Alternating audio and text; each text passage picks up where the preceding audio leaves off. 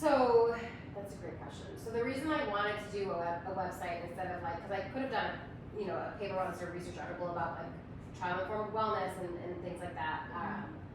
But I wanted to do something that was tangible to the community, and be able to give something to people to be able to share with each other. So my website is hopefully going to be used by service providers and service users. So other service providers, like if you had a friend that was also a tattoo artist, but was like, I don't really know what trauma-informed tattooing looks like, you'd be like, okay, there's this website that my friend made, you can check it out. And it would be free for them to look through everything, and there's also free consultation. So if they went on there and they were like, they filled the form out and sent it to me, I could contact them, I could do on-site consultation if they had questions, I could do it over the phone, whatever they felt like, and that could obviously be a process that was like a couple times, it could be one time, it could be like I check in a year, kind of whatever they wanted. And then the goal too is that once I have enough providers that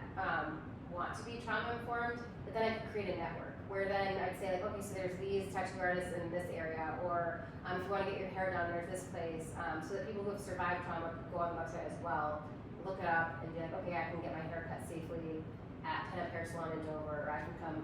here in Bedford, Maine, see Amy and get a tattoo trauma informed. So the goal would be both and. So the website's kind of a launching point, but I would like it to grow and to build a community so that survivors of trauma, can be able to receive services, and also providers who have experienced trauma too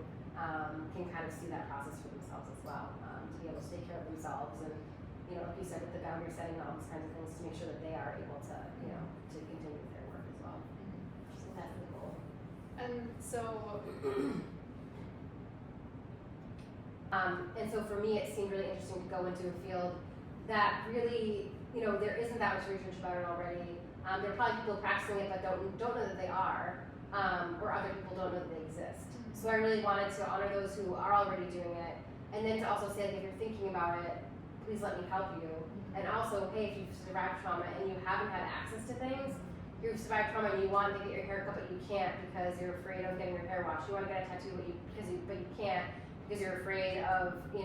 not knowing what's going to happen or how long you're going to be touched or things like that. That these services that do help people in their own wellness journey, that might not be under a medical model, but were being avoided for certain reasons, that then you would decrease those barriers and make those accessible to everybody.